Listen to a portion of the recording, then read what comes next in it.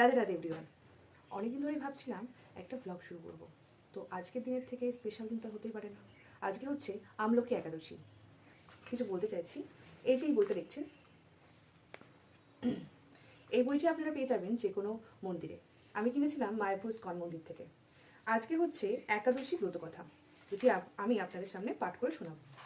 এখানে রয়েছে সকল একাদশী ব্রতের কথা এবং তার মাহাত্ম্য খুব সুন্দরভাবে বর্ণিত রয়েছে। ঠিক আছে। যুধিষ্ঠির বললেন, হে কৃষ্ণ, মহাফলদাতা বিজয়া একাদশীর কথা শুনলাম। এখন ফাল্গুন মাসের শুক্লপক্ষের একাদশী যে নামে বিখ্যাত তা বর্ণনা করুন। শ্রীকৃষ্ণ বললেন, হে মহাবাগ যুধিষ্ঠির, মান্ধাতার প্রশ্নের উত্তরে মহাত্মা বশিষ্ঠ এই একাদশীর মহিমা কীর্তন করেছিলেন। আপনার কাছে এখন আমি তা বলছি। এই একাদশীর নাম আমলকি। বিষ্ণুলোক প্রদানকারী রূপে এই একাদশী বিশেষভাবে মহিমান্বিত।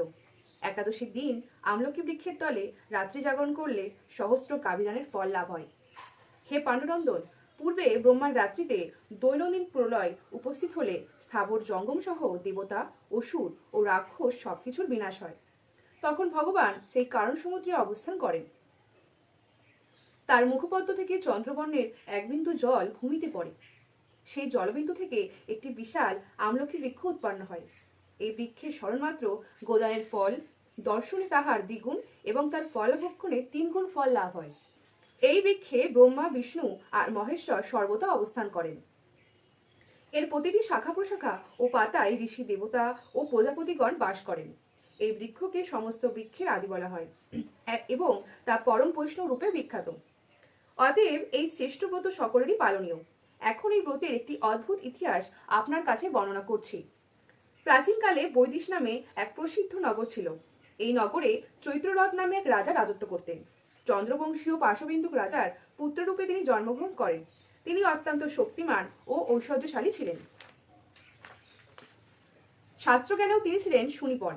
তার রাজ্যে সর্বত্রই মনোরম, আনন্দপূর্ণ এক দিব্য পরিবেশ লক্ষ্য করা যেত।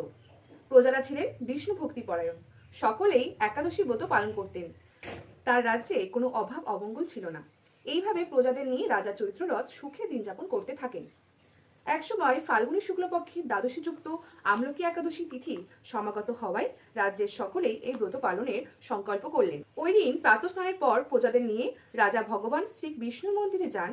সেখানে সুবাসিত জলপূর্ণ কলস, ছত্র, বস্ত্র, পাদুকা, পঞ্চরত্ন ইত্যাদি দিয়ে সাজিয়ে স্থাপন করেন। তারপর ধূপ দীপ দিয়ে যত্ন সহকারে ঋষিদের দ্বারা শ্রী পরশুরাম মূর্তি সমন্বিত আমলকির পূজা করেন। হে পরশুরাম, হে রেণুকার শুভবর্ধক, হে ধাত্রী, হে পাপ বিনাশিনী আমলকি, তোমাকে প্রণাম। আমার অর্ঘ্যজল গ্রহণ করো। এইভাবে দিনে যথাবিধি পূজা, স্তবতী, নিত্যগীতি করে রাজা ভক্তি ভরে সেই বিষ্ণু মন্দিরে রাত্রি জাগরণ করতে লাগলেন। এমন সময় দৈবযোগে একটি ব্যাধ সেখানে উপস্থিত হয়। পূজার সামগ্রী সহ বহু ব্যক্তিকে একত্রে রাত্রি জাগরণ করতে দেখে সে কৌতূহলাক্রান্ত হলো। সে ভাবলো, এসব কি ব্যাপার? বিষ্ণু মন্দিরে প্রবেশ করে সে বসে পড়ল। কলসের উপরে স্থাপিত বিষ্ণু মূর্তি দর্শন করলো। ভগবান বিষ্ণু এবং একাদশীর মাহাত্ম্য সে মনোযোগ দিয়ে শুনল। সারাদিন ওই ব্যাধ কিছুই আহার করেনি।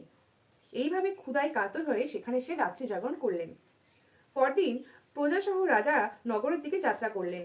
সেই ব্যাধও তার গৃহে ফিরে গেল। একসময় ব্যাধের মৃত্যু হলো।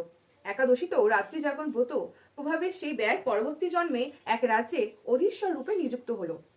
জয়ন্তী নামে এক নগরী ছিল। সেখানে বিদুরথ নামে এক রাজা বাস করতেন। এই ব্যাধ বিদুরথ রাজার মহাবলী পুত্ররূপে জন্মগ্রহণ করেন। তার নাম হয় বসুরথ।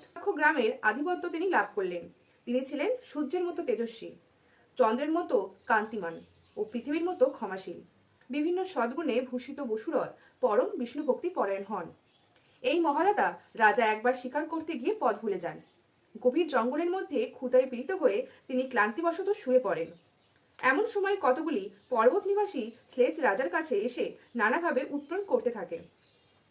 রাজাকে তাদের শত্রু মনে করে তারা তাকে হত্যা করতে চেষ্টা করে। পূর্বে এই রাজা আমাদের পিতা, মাতা, পুত্র, পৈত্র সবাইকে মেরে ফেলেছে, আমাদের গৃহ ছাড়া করেছে। এইরকম বলতে বলতে স্লেজরা রাজাকে হত্যা করতে উদ্যত হয়। তারা বিভিন্ন অস্ত্রশস্ত্রে তাকে আঘাত করতে থাকে, কিন্তু আশ্চর্যের বিষয় তাদের সকল প্রচেষ্টা ব্যর্থ হয়। রাজার কোনো ক্ষতি তারা সাধন করতে পারেনি। তখন রাজার শরীর থেকে নানা অলঙ্কারে বিভূষিতা এক পরম সুন্দরী স্ত্রীর মূর্তি আবির্ভূত হন। মহাশক্তিধারিণী এই নারী অল্প সময়ের মধ্যেই সকল পাপী স্লেজকে নিধন করল।